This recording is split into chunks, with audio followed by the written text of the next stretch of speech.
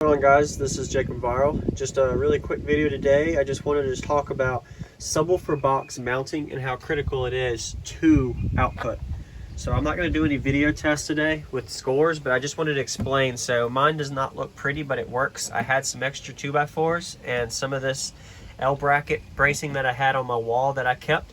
So I used this to just pretty much anchor down my box to my floor. So not everybody's going to have wood or anything to mount to. So some people I've seen use ratchet straps. I've actually seen some people have seat belts.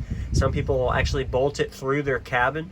But I just used a couple of screws with some L brackets here, as well as I put a couple of screws through here.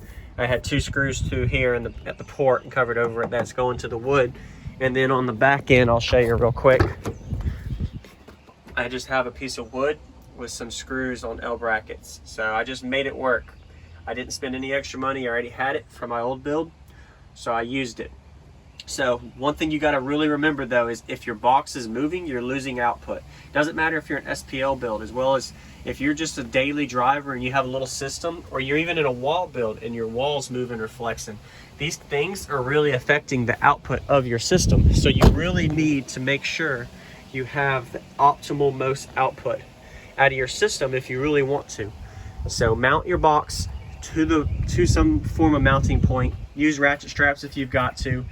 Get some L brackets to mount it down. It depends on if you're a trunk build or a no wall build or even a wall build, but make sure you are keeping your enclosure from vibrating, because I did notice that I went up, I'd probably say about 1/3 of a dB just by me mounting my subwoofer box to some form of platform. Especially when you start hammering it hard on the lows, your subwoofer moves a lot. And if you're a no wall build or a trunk build and your box isn't mounted, your box is sliding and moving some. And that's going to reduce some of your output. It won't be very much, but it is audible increase in SPL, as well as a little bit of a difference with your output. So you're not going to notice it by ear, but it does help.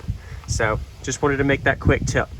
Look at your box, turn on your volume around 3/4, go watch it. Is it vibrating? Is it moving? Even put your hand on it, and when it's playing, see if you can feel vibration. Not just on mounting it, but making sure it's braced and solid. So that's a quick tip. It might be common sense to a lot of you guys, but a lot of people don't realize something that you can look into. Go ahead and check it out. If you're a wall build and you're like a 4th order, 6th order wall, and you have no idea of what to improve on the vibration, play full tilt or a 3/4 volume. Hold your hand on the back of the wall, on the back panel of your enclosure. See if you got a lot of vibration in there. You can notice if there's vibration, you're losing output. So ways to improve that. Some people will add bracing to the enclosure, as I mentioned in the previous video. I've also had people I've seen use added extra structure of 2x4s or 2x6s or MDF berth to add double baffle or triple baffle, add extra baffles to your enclosure.